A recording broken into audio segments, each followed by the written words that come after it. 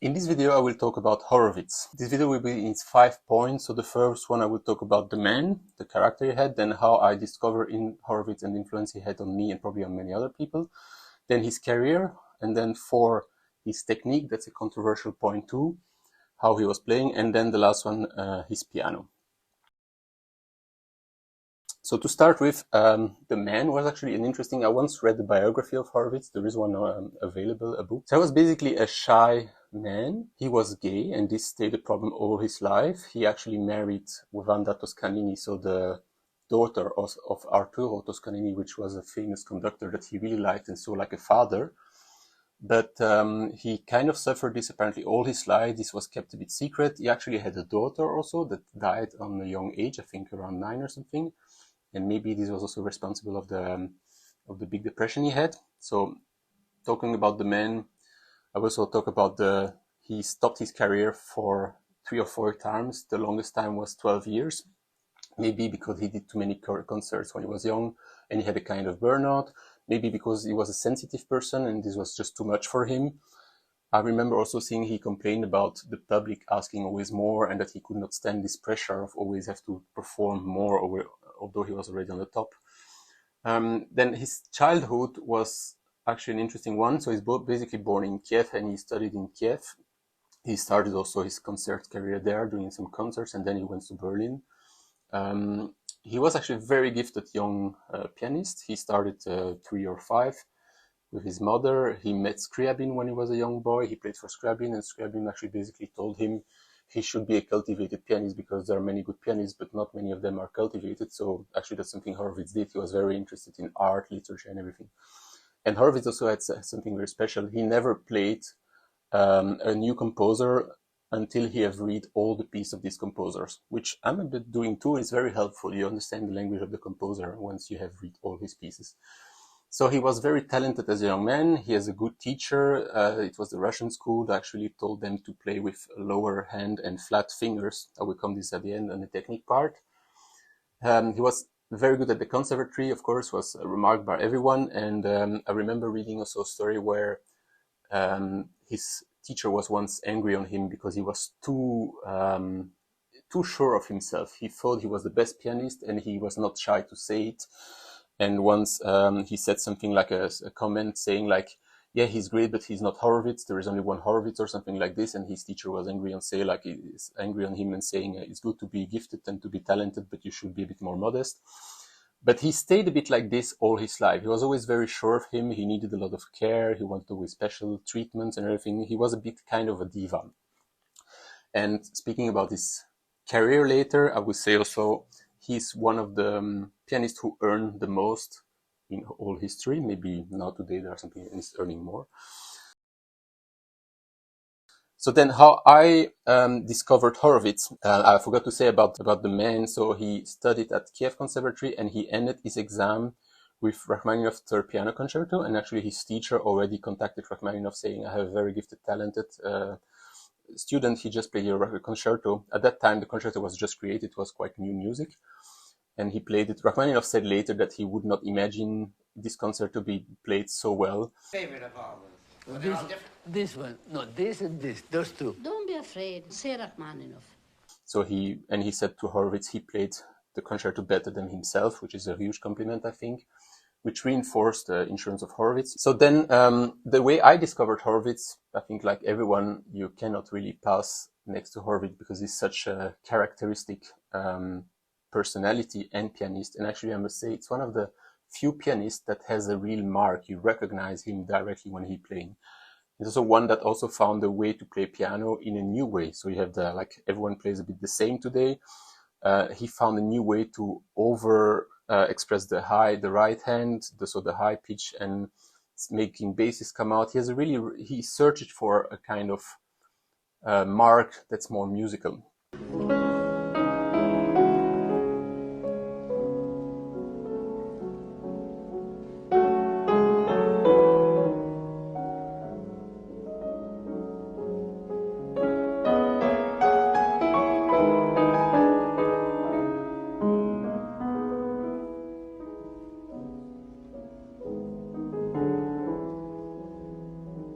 You can hear this in the last recording especially. So the way I discovered is my father listening to it and being a huge fan, and actually I'm a huge fan too. In my email, my name is Horowitz, so it's the beginning of Horowitz and the ending of Sifra. So I'm a huge fan of both, which are actually completely different pianists. And I had once, so I heard the recordings, my father had recordings, stuff that you get marked, especially the Mozart that are very singing. But I also once bought his complete recordings with the original jackets of his LP. There I discovered his very early recordings, and I realized how good he was when he was young. Like mostly when you listen to these early recordings, it's flawless, it's very light, very clean, very articulated. The impossible stuff I played like it's nothing.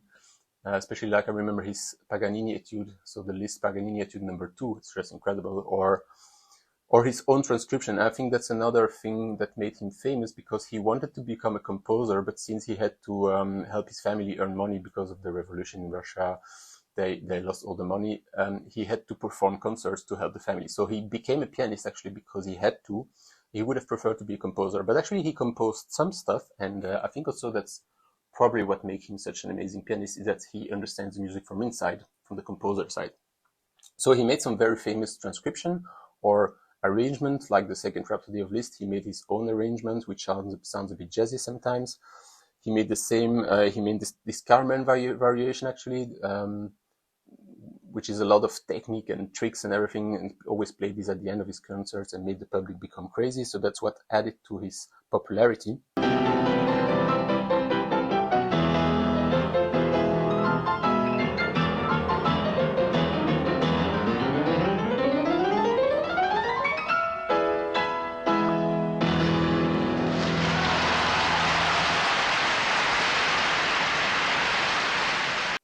There are now other pianists doing this, like Volodos, for example. And then I discovered his late concerts, so the recorded concerts, and there you can see there are more mistakes.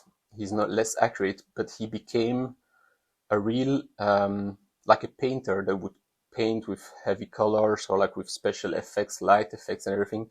So these I will talk in the technique part.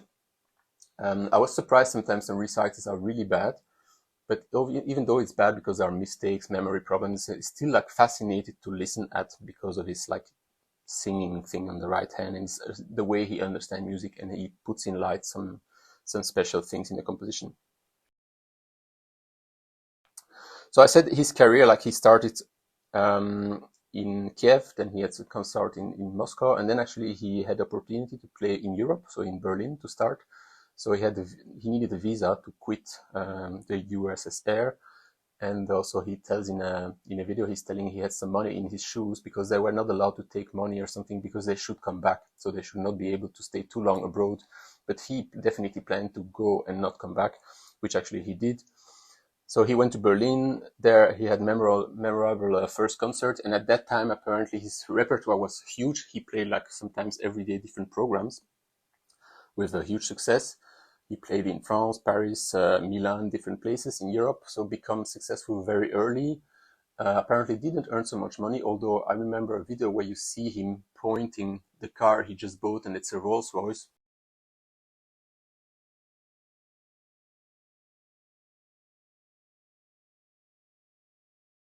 So it must be a bit later when he started to earn a lot of money. Why I say he had a huge repertoire. For example, he played Mazeppa apparently very often, or the Don Juan of Liszt very often. Stuff that he never played. We have no recording of this, and never played later again. And I think so. There is this theory of his position on the keyboard, and it's not very natural, and this would be a problem technically, and created problems which force him to choose his repertoire more carefully later and to perform less difficult stuff. I'm not convinced of this. Very difficult to say if you're not in the position of Horowitz, right? I think I have the feeling, but maybe I'm wrong, that his depressions and the reason he stopped is actually like many other pianists. Like there are other pianists today that stops and make a career break because you cannot keep this rhythm of being in hotels every day in a different city, every day stress of the concert, rehearsal, practicing, and then the public always wanting more. It's a huge pressure, and most of pianists after 10 years of doing this, they just stop, they have a break. You have the example of Vengrove who stopped. You have the example of I don't have that example in mind, but there are many pianists who stops or just go a bit less for a while. So I think that's more the reason. And then probably he wanted to explore some other stuff of life, and he had probably some personal problems who made him stop. I'm not sure it's his piano technique, because now to come to the piano technique, he basically sits very low and play with, he has these flat fingers, a bit like Trifonov have, so that's the kind of hand he has. His teacher told him to play with the flat part of his finger because you have more sensitivity there and you can create more beautiful sound. That's the reason. And if you sit lower, you have actually more power because you pull the things down instead of going up and your finger has to push down, right? So the reason that he was so low gave him this huge control over sound and over power. You can see, by the way, like sometimes you just go down like this, or the left hand. Sometimes there is starting the first ballad when he starts on C and he's playing, instead of this, he's playing really like this. With, I can put it here, like he's starting like this.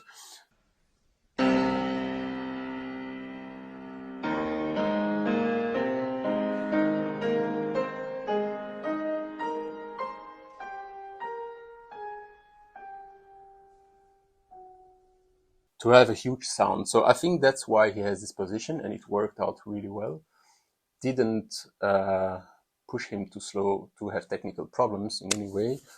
And indeed, you can see when he plays, he's a bit stiff from the shoulders, and that's something you would not suggest to students. But then if you look at pianists in history, they almost all have a strange position, and they made it anyway. Now, that's something you should not copy, because they made their own way. Like they went through. I mean, there is different factors that influence the whole thing. So if you just change one factor and try to do the same, it will not work with all the other stuff you do, and it will probably create problems. But I think it's a whole puzzle, and if the whole puzzle is turned towards this kind of technique Horowitz had, and it's just showing it work for Horowitz, right? I never heard he had injuries. And then there is Lang has strange positions too sometimes, and he had an injury, but I'm not sure he had an injury because he had a strange position. He had just an injury because everyone would have one if you practice too much, too hard, and on a too high level all the time. It's just the body has a limit, right?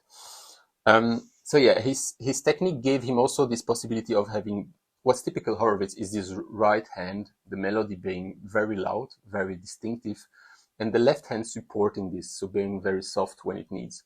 And then once in a while, he really likes to point some notes in the bass, mostly for harmonic reasons, which he smash on the piano, and his piano has these crazy powerful basses. That's where I come to the piano. There is another legend, and every time when you have a famous person like Liszt, Chopin, Horowitz or stuff, there are always legends turn around the characters, because people like to talk about famous people and explain why they are so good, right? So there is this legend that Horowitz's piano was very light. I never played on the piano, so I don't know. And I don't think so, because I watch videos of people playing on his piano, and there are also records of people playing on his piano while he was living, so at his place, at his home in New York. And they said the piano was surprisingly very heavy. So, and Horowitz said, give me heavy keys, I have the power, I will make the sound come out, right? I think this makes sense. I studied a bit piano mechanics, and if you have a very light action, it's very difficult to get a very powerful piano. And since he had a very powerful piano, that's something you can hear on recordings and concert halls, it must have been that it was quite heavy. No, not crazy heavy, but a bit more heavy than standard. And maybe the hammers were a bit further, so he had a bigger way, or they were a bit more heavy. The hammers could be too. There is also this legend that his piano was longer than average. I don't think it was. I think it was a normal piano. And as I said, his piano actually some years ago was touring, so they kind of renovated the piano, and they went around the world with his piano, and people could play on it just to see how is Horowitz's piano. And when you hear recordings of people playing on his piano, there are recordings on YouTube, it doesn't sound like Horowitz. Sounds like a normal piano. So I think it's probably more a normal piano, maybe slightly heavy, and it's just his technique, his way he was using his piano that make it sound that crazy. I'm quite sure it is because It's the same for me. I can make sounds on my piano, and when I have students, they don't make the same sound because they don't control the piano as well. And since he was always touring with his piano, he knew his piano, he has his own technician who was doing what he was asking in his piano. So this way you can create kind of osmose of what you can do and what your piano can do, and you can find the perfect match to get the sounds you want, right? So I don't think his piano was light. I think it was normal. He probably regulated it for himself, and I think more the heavy side, and that's what makes this crazy sound you can listen at. Carefully, there is also like Tone Base is doing this analyze of Horowitz playing Chopin's first ballade, and they show in a very interesting way how he's mostly putting in light stuff that are in the score, but he's showing it more than usual, which make it sound like something new he's doing. But he's mostly not doing new stuff, except when he's adding notes or stuff in the pieces, but mostly he's like doing what's in the score, but in a more characteristic way, or just putting some stuff more in light. And then he's always playing a lot with the harmonies. I mean, with making some notes of the harmony come out at certain point, making wait some notes a bit longer than usual.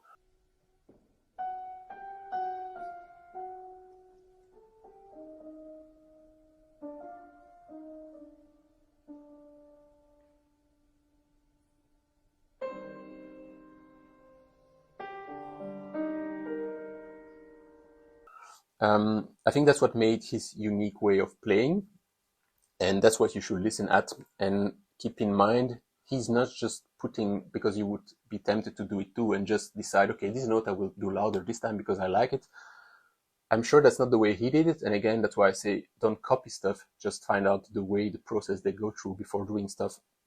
Horowitz was understanding the music on a harmonic level, on an emotional level, and according to what he was understanding the music and what it needed to express, he decided, according to this law, to do some things like doing some notes coming out or not.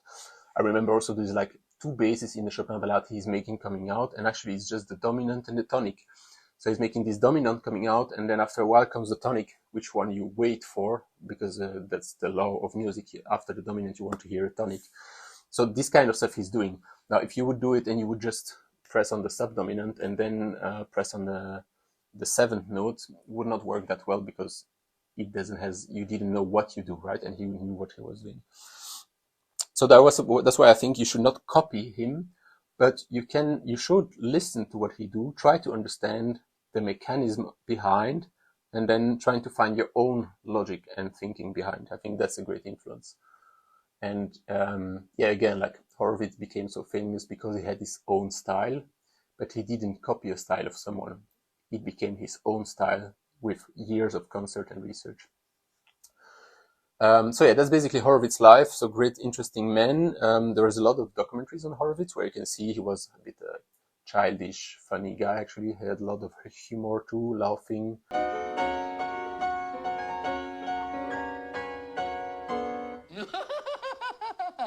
I'm like Morton.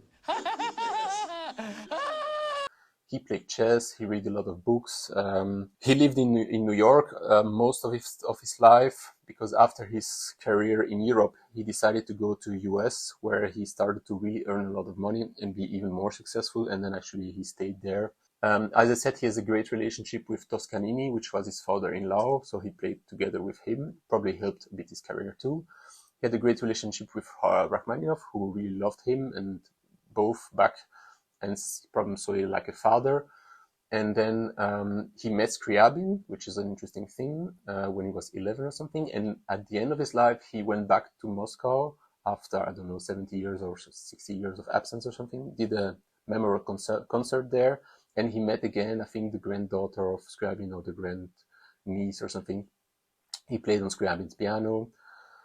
So it's a guy who knew the great composers and conductors of his time. There is also a funny story about when he played in Paris when he was young. He once played Jeu d'eau de Ravel. So when he was younger, he played more French music. For example, there's a recording of this toccata of Poulenc, and he knew Ravel and Poulenc. They met quite often in Paris because he lived in Paris for a while. And he played this little concert where he played Jeu d'eau de Ravel, and then a man came to see him at the end of the concert and said, there are two versions of this story. So the man said, "Oh, I liked your Jeu de Ravel, but it sounded a bit like Liszt." And then Horowitz said, "Oh, I'm sorry, yeah, I don't know what to say." And Ravel, it was Ravel, the man. Ravel thought for a while and then said, "Well, actually, you're right. It's a Lisztian music." That's one version of the story. And then the other version is the story is the same. The man doesn't say he's Ravel, and he says, "I found you played a bit like Liszt." And Horowitz said, "I'm sorry." And then he said, "Maybe you're right. It's Lisztian." And then by just leaving, he said, "By the way, I'm Ravel." And Horowitz was shocked. So that's also an interesting thing that, but by the way, Jeu de Ravel is influenced by Liszt because it's influenced by Jeu de la Villadès from Liszt, right? And I like this thing because it's also showing again that you don't have to play a piece in a certain way. There is no fixed way. And even composers very often agree to this, like Rachmaninoff agreed the way Horowitz played his concerto, and that's not the way he thought about. Ravel said, "It's a great way you play it, although it's not like I saw it," because he said, like, people don't play it like this here. Yeah, so I hope all this detail helped you, made you more interested in Horowitz. Go look at the videos, analyze a bit his play, and I hope this will motivate you to practice more and to do more research in your piano technique. Thank you for watching. See you next time.